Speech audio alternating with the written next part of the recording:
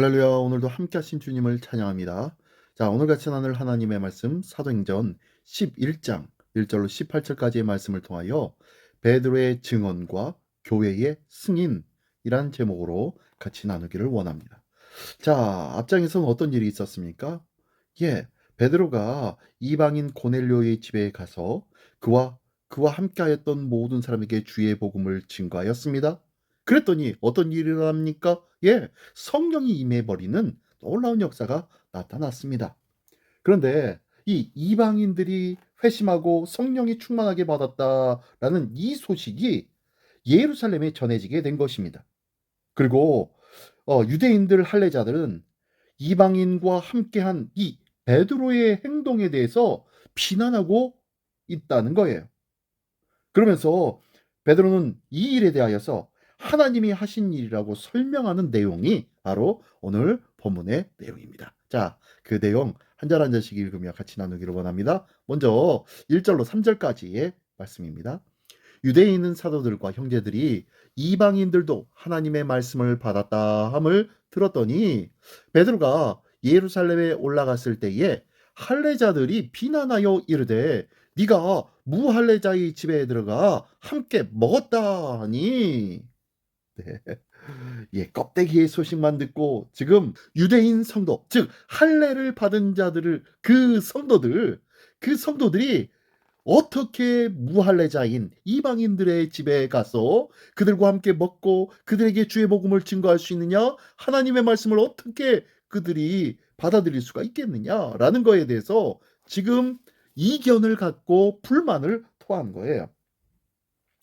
자, 순회 전도를 마치고 돌아온 이 베드로를 기다리고 있다가 돌아온 베드로에 대하여 찬사가 아니라 할례자들의 비난이 시작되어 버린 겁니다.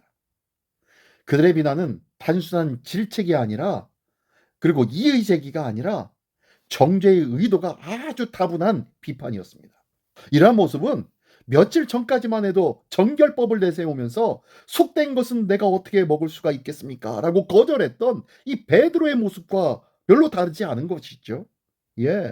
그러나 이제 변화된 베드로를 통하여서 그들도 수긍하고 이방인에 대한 인식도 수정될 것입니다.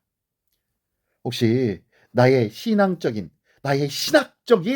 전제나 전통이 하나님의 역사와 말씀을 보는데 장애가 되고 있지는 않습니까?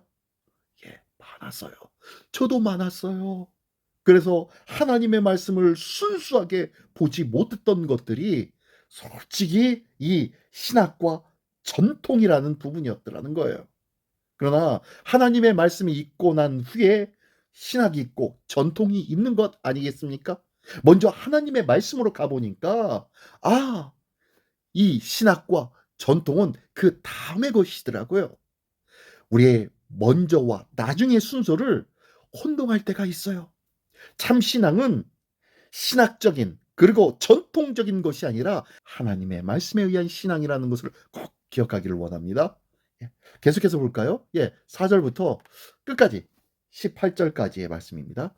베드로가 그들에게 이 일을 차례로 설명하여 이르되 내가 요파시에서 기도할 때에 황홀한 중에 환상을 보니 큰 보자기 같은 그릇이 내 귀에 매어 하늘로부터 내려 내 앞에까지 드리워지거늘 이것을 주목하여 보니 땅에 네 발 가진 것과 들짐승과 기는 것과 공중에 나는 것들이 보이더라.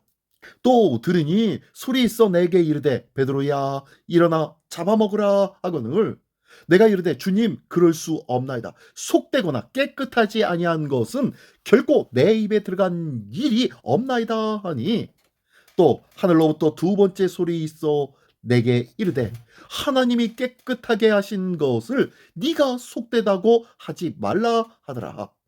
이런 일이 3번 있은 후에 모든 것이 다시 하늘로 끌려 올라가더라. 마침 세 사람이 내게 유숙한 집에 서 있으니 가이사랴에서 내게로 보낸 사람이라.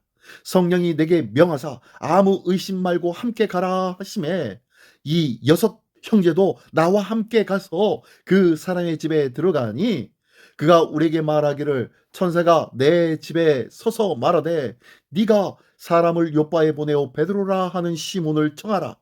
그가 너와 내 온 집이 구원받을 말씀을 네게 이르리라 함을 보았다 하거늘, 내가 말을 시작할 때에 성령이 그들에게 임하시기를 처음 우리에게 하신 것과 같이 하는지라.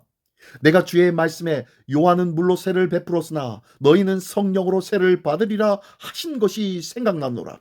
그런즉 하나님이 우리가 주 예수 그리스도를 믿을 때에 주신 것과 같은 선물을 그들에게도 주셨으니 내가 누구이기에 하나님을 능히 맡겠느냐 하더라. 그들이 이 말을 듣고 잠잠하여 하나님께 영광을 돌려 이르되, 그러면 하나님께서 이방인에게도 생명 없는 회개를 주셨도다 하니라. 아멘. 할렐루야. 그들 또한 변하였습니다. 베드로는 감정적인 대응을 자제하고 이 할례자들의 비난을 기회로 삼아서 하나님이 하신 일들을 조목조목 설명하고 있습니다.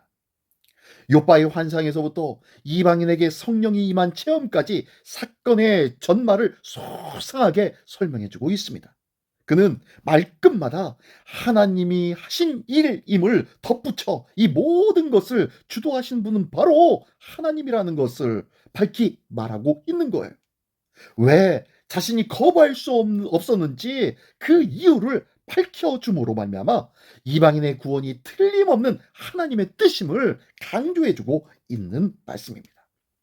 의심과 편견을 걷어낸 베드로의 눈에는 하나님의 인도하신 손길이 선명하게 보였을 것입니다. 지금 그 하나님의 놀라운 은혜의 손길을 설명해주고 있는 거예요.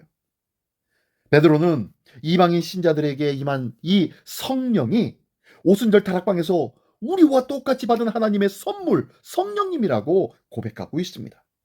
성령이 언약의 확증이라면 성령을 받은 유대인이나 이방인이나 똑같이 하나님의 백성입니다. 할렐루야? 예, 그래요. 또한 성령이 임할 때 나타나는 현상, 그 놀라운 현상, 그런 것들이 기적이고 표적이고 복이 아니라 성령님 자체가 복이라는 거예요. 성령님이 우리에게 주신 좋은 것, 좋은 선물이라는 거예요. 기억하십시오. 우리가 세상의 명예와 세상의 물질을 복이라고 생각하고 있습니까? 아니에요. 아니에요. 예수 그리스도가 복이요, 성령님이 참 좋은 선물이요 복인 줄 믿습니다. 예. 다른 데서 복을 찾지 않기를 원합니다. 회심 이후에 부차적으로 받는 것이 그러한 것들이 복이 아니라 예수를 믿는 자라면 누구에게나 주시는 것이니 특정인의 전유물이 될 수 없다는 거예요. 뭐가요? 구원과 성령이요.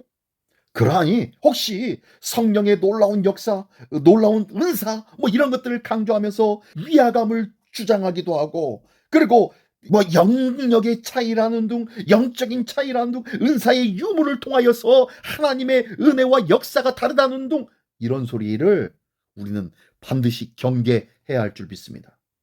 하나님은 당신이 일하는 당신의 사람에게, 당신의 일꾼에게 은사를 주시고 역사하시는 줄 믿습니다.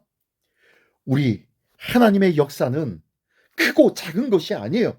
우리 모두에게 동일하게 주셨다는 것을 꼭 기억하시며, 나에게 주신 하나님의 은혜와 은사는 무엇인지, 또한 이것을 위해서 기도하며 이것을 위해서 나의 사명을 다할 줄 아는 것, 이것이 더 중요하다는 거예요.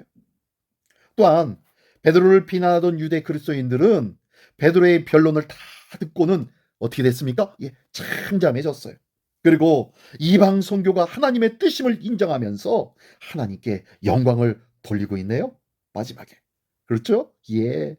하나님의 진리와 역사에 대한 오류와 오해가 있을 수는 있죠. 그러나 이 문제는 나만 옳다라는 이 제한적인 지식으로 모든 것을 판단하는, 또한 더는 바꿀 것이 없고 바꿀 생각도 없다는 이 오만이 문제였다는 것이죠.